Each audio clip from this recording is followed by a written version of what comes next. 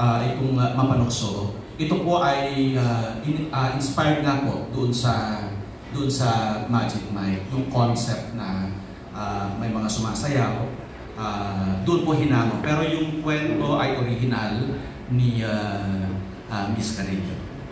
So, kumusta itong mga Viva Max actors na tinarik niyo po? Since lahat yun nagpipigil na sa mga Viva Max po. Ang pinakamalaking challenge dito sa pelikulang ito, dahil merong component, may element ng dance. Pag meron kang sayaw sa isang pelikula, unang-una, very physical, nakaka-drain. So, anong tawag dito? And we were just given a certain number of days to shoot. So, imagine niyo na kailangan nilang sumayaw sa araw na yon, at the same time, kailangan din nilang umarte. So, kailangan balansehin mo talaga yung pag-schedule ng mga eksena. And on the part of the actors, it was really quite a challenge for them kasi nga nakakapagod because it's very physical, nakakapagod. And lalo na pag nagsushoot ka ng sayaw, hindi naman po pwedeng isa-dalawang camera angles lang yan. So tendency is magpapaulit-ulit ka ng sayaw, papaulit-ulit mo yung ginagawa nila para makakuha ka ng maganda at maraming footages. Pero hindi ba kayo na-challenge or nahirapan sumakit ang ulo? Baka grupo yan eh. Baka merong hindi sumisipot sa shooting, ganun. In all honesty, hindi naman. Sa aking karanasan sa kanila, wala naman yung nagbigay ng sakit ng ulo na hindi sumisipot o kaya late o di kaya hindi handa para sa shoot. Wala namang ganon. Hindi naman nangyari yung ganon. Okay, thank you, Direk. Pagsayaw po. Kasi hindi lang one take yung sinabi nga po ni Direk. Hindi lang one take yung kumukuha. Paulit-ulit po namin gagawin yun. Ayun, sobrang nakapagod. Ito yung pinaka-challenge yung sa Yeah, same with me sa nahirapan po kami sa sayaw kasi konti lang kasi ang namin preparation for the movie. So kami din nag-choreo sa sayaw. So siguro tatlong sayaw yun, no? Yan, so medyo nahirapan po kami kasi kami nag-choreo tapos yung blockings pa, tapos nakilang texting po kami, pero at the end of the day, yan. Trabaho naman, kaya naman namin yan. For me naman po, honestly, sinod po kasi ito after Viva. So medyo nakakapapa po ako, lalo na po sa love scenes. But I'm really thankful po na si Sean po yung naging partner ko and very caring naman po siya pagdating sa mga love scenes po. Hi.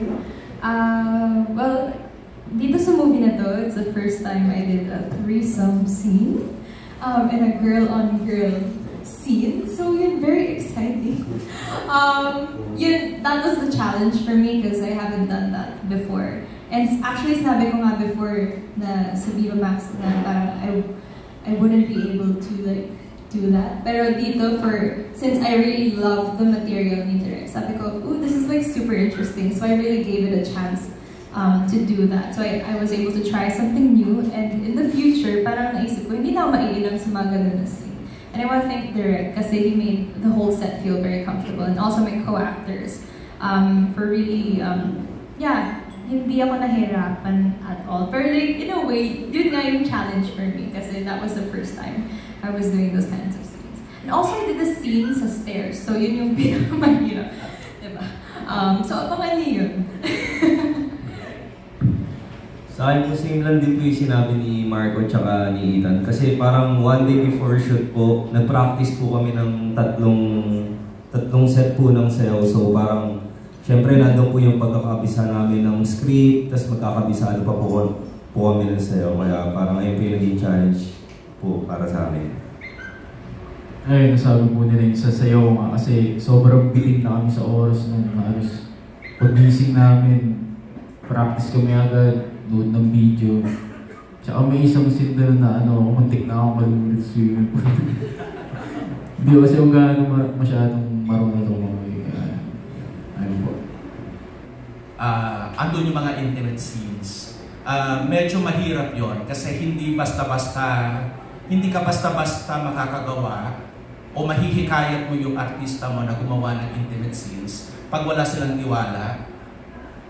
Pag wala silang tiwala at wala silang hindi palagay yung loob nila. So yun ang isang bagay na challenge siguro sa paggawa ng mga pelikula para sa Viva Max. Pero in terms of process, yun din, kung ano yung proseso sa paggawa ng ibang pelikula sa ibang produksyon, ganun pa rin yun. Paghahandaan mo, maghahanda ka para sa shoot, hihimayin mo yung script, pag-aaralan mo kung paano mo kukwento yung kwento. So parehas pa rin ang proseso. Ang pinagkaibaan lang, kasi dito sa mga pelikula para sa Viva Max, meron tayong mga masiselang eksena. Ano mas challenging direct ang gumawa ng parang mamasapano na action film o itong action ng Mapanokso? Iba ang challenge ng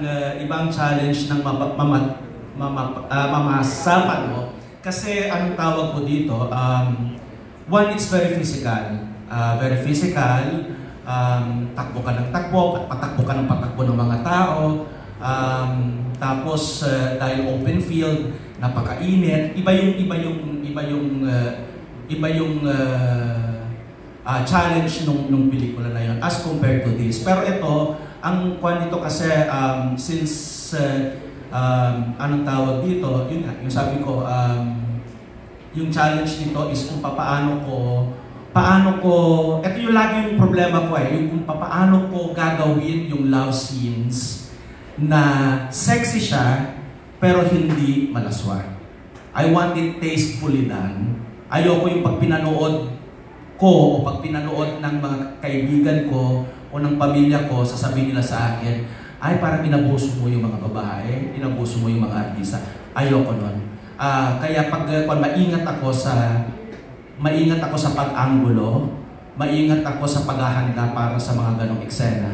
Kasi gusto ko, pag pinanood ko ako mismo, hindi ko mararamdaman na naabuso yung artista sa shoot. Thank you, Derek. Congratulations sa third film mo. Thank you. Yung second question ko to the cast members. Total second question pa lang naman ako. Para may idea lang rin kami kung ano yung magiging mga role nyo dito sa Mapanokso. Ang daming cast members di ba? Parang ano yung mga aabangan namin sa inyo dito. At eksena. Okay, so Ethan, let's go. All the way to this side. Siguro sa akin, hindi kami nagkakalayo ng character ko yun. Kasi ako yung pinakabata doon ako yung pinakabata doon, and then sa grupo rin namin na VMX5, ako rin yung pinakabata. So para sa akin, hindi ko lumalayo yung character sa personality ko talaga. Marco, ano yung role nyo pala? Okay, what is your role is the question, no? To each... Angelo po. There. Si Angelo po isa pong bata, 18 years old na nag-grab, and then may kilala si Sean, which is si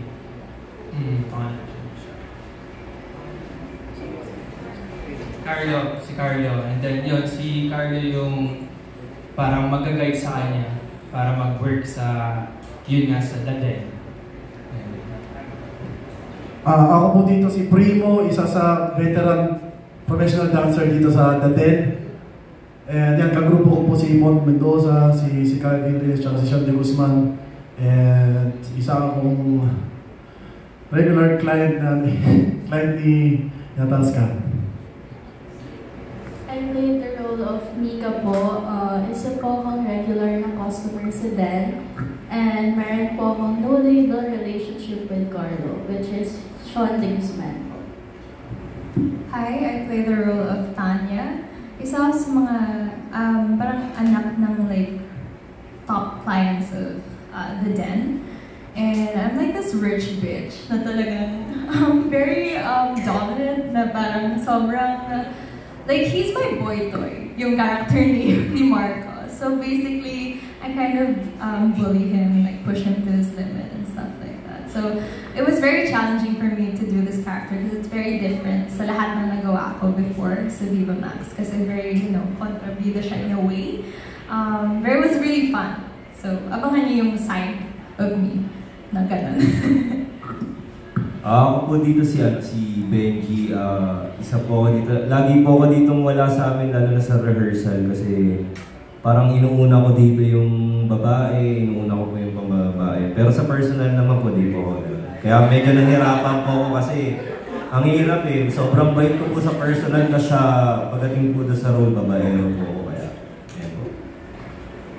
Ayan, ako naman po si Jason dito. Isa po akong probinsyano dito na may asawa at anak. And ayan, iniwan ko po sila, pumunta po ako ng Maynila para magtrabaho dito sa David.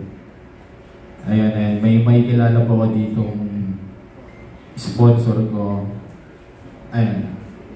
Okay, thank you everyone. Congratulations. Thank you, Bibi. Thank you. Maraming salamat po, Sir